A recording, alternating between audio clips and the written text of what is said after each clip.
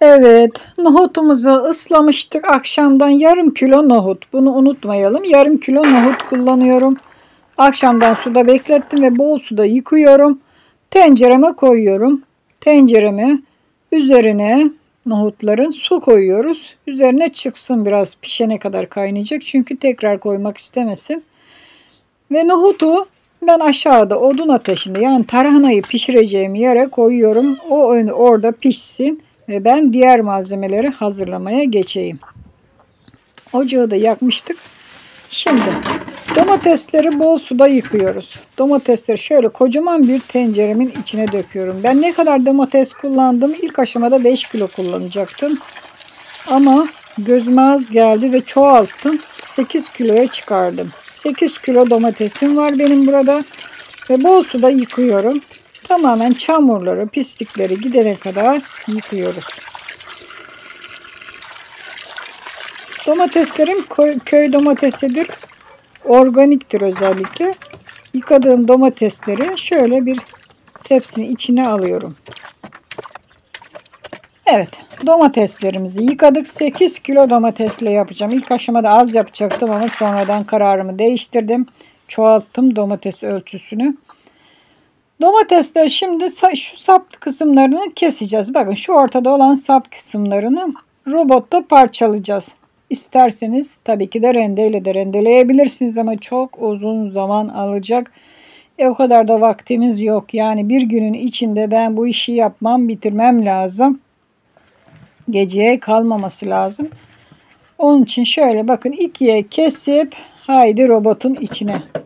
Ve robotta güzelce sos olana kadar parçalayacağız arkadaşlar. İyice böyle sos sulanana kadar parçalayacağız. İri parçası kalmayacak. Evet.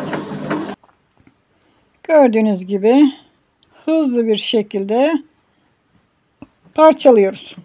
Parçaladığımız domatesleri şimdi derin kaplara koyacağız. Çünkü bayağı bir domates sosumuz çıkacak. Bakın bu şekilde döküyoruz ve devam ediyoruz parçalamaya. Bitene kadar artık. İşte gördüğünüz gibi kıpkırmızı bir sos elde etmiştik. Olduk. Domatesten, hatta biber hiç koymadan. Domateslerin şu anda en güzel zamanı. En olgun zamanları. Burada da 5-6 adet biberim var. Bunları bir hafta önceden almıştım. Dolabımda vardı. Şöyle çürük çarık yerlerini kesiyorum. Yıkadım tabii ki de daha önceden. Orta yerindeki şu tohumları alıyorum. Tohumlarını tabii ki kullanmayacağım. Şöyle 3'e 4'e parçalayıp tenceremin içine koyuyorum. Bunları da kaynatıp pişireceğim. Yumuşatacağım yani. Çiğ koymayacağım. Bunları pişireceğim. Çünkü domates gibi değildir biberler. Pişmesi birazcık zaman alır domatesten. Üzerine de biraz su koydum ve ocağa kaynamaya koyduk. İşte orada da kaynasın, pişsin. Bu arada nohutumuza bakalım. Biz o diğer işlemleri yaparken bakın nohutumuz lokum gibi pişti. Nohut hazır. Şimdi bunun suyunu süzmemiz lazım.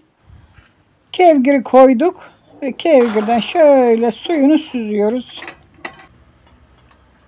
Evet, nohutumuzu da süzdük. Şimdi biraz soğusun nohutumuz. Robotta parçalayacağımız için robotumuza zarar vermesin. Şimdi soğuttuk nohutu ve robotumuza koyuyoruz.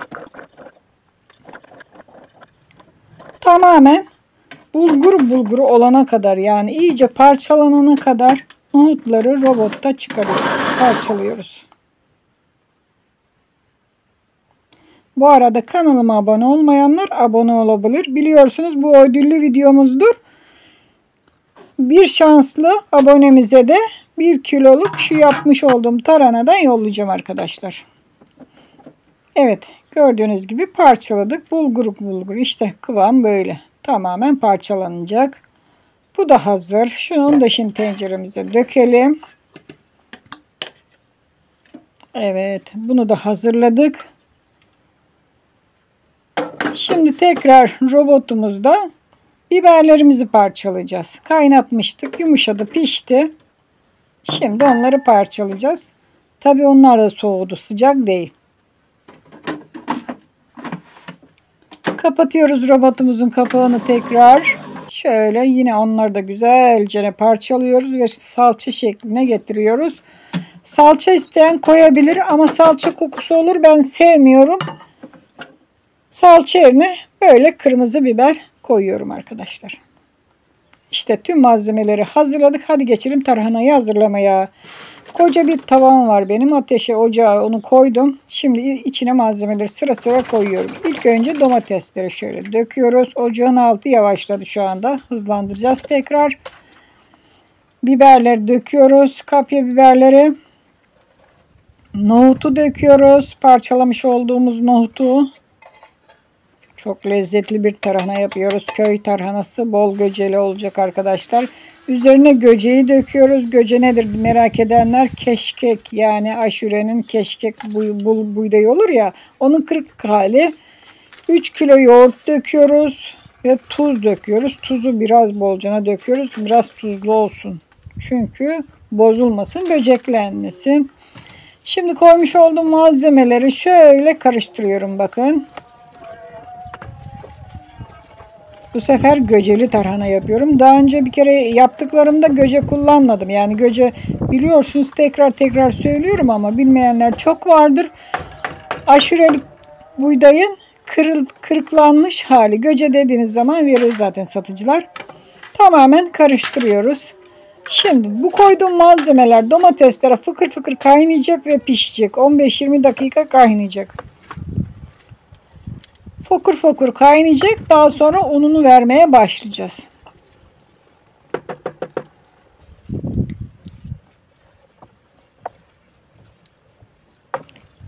Ne kadar zahmetli oluyor arkadaşlar. Yani çok zahmetli ama çok da lezzetli. Evet, artık ununu verme aşamasına geldik. Şöyle tencere ile arkadaşlar ben undan döküyorum.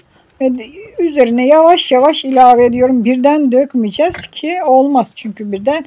Şöyle karıştırıp küreğimizle, bu da tarhana küreğidir. Bununla karıştırıp üzerine ununu veriyoruz. Yavaş yavaş ne kadar un alırsaydı.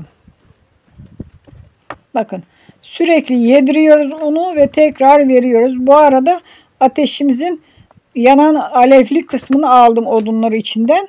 Korlu yeri kaldı ve korlu yerinden de aşağı indirmeden unları ilave ediyorum. Yani o sıcağında bu döktüğümüz unlar sürekli pişiyor. Dibi tutmaması için yeterli. Artık kendi sıcağında, kendi korunda bu karışma işlemi olacak. Azar azar sürekli un döküyoruz. Karıştırdıkça yedirdikçe unu tekrar döküyoruz. Bu şekilde unumuzu bitene kadar ilave edeceğiz. Sert bir kıvam olacak. Öyle vıcık vıcık değil. Çünkü bu sert olması lazım biraz. Bakın bulgur. Nasıl ufoluyorum? Sıcak şu anda, ellerimi bile soktum içine. Şöyle bakın bulgur dağıtıyorum ve tarhanamı hazırlıyorum. Ne kadar un kullandım? Arkadaşlar 8 kilo un kullandım. 5 kilo kullanacaktım. Domates ölçüsünü çoğaltınca haliyle un ölçüsü de çoğaldı. Onun için 8 kilo un kullandım. Tamamen şu anda tarhanamız hazır. Bakın bulgur oldu ve indirelim şunu da ateşin üzerinden. Şöyle kenara. Tarhanayı şöyle tepsilere çıkaracağız. Şimdi sıcak dediğim gibi. Bunların soğumasını bekleyeceğiz ama öyle takır tukur kuruyana kadar değil. Sıcaklık gidecek ve soğuyacak, o şekilde olana kadar. Fazla değil. Çünkü robota çıkaracağız. Eğer kurursa robotu parçalar ve çıkmaz. Asla parça olamaz, ufalanmaz. Sıcaklığı gittiği zaman, soğuduğu zaman hemen robotumuza koyuyoruz. Önceden gözerlerde çıkarılırdı ve çok iki elimiz kopar bunları çıkarırken kevgirlerin üzerinde. Ama şimdi Allah razı olsun robotlar var. Gördüğünüz gibi bu şekilde işte olacak. Bulgur olacak. Hazırladığımlarımızı da şöyle temiz bir bez üzerine seriyoruz. İncecik olana kadar seriyoruz ve gölge bir alanda bir haftada kurur. Gölgede. İşte bir gün sonraki hali bu arkadaşlar. Bir gün geçti. Bu bir gün sonraki hali. Umarım beğenmişsinizdir. Siz de yapar hazırlarsınız. Tariflerimi beğeniyorsanız beğen tuşuna, kanalıma abone değilseniz abone ol tuşuna basın. Hoşça kalın. Afiyetle kalın. Kendinize iyi bakın.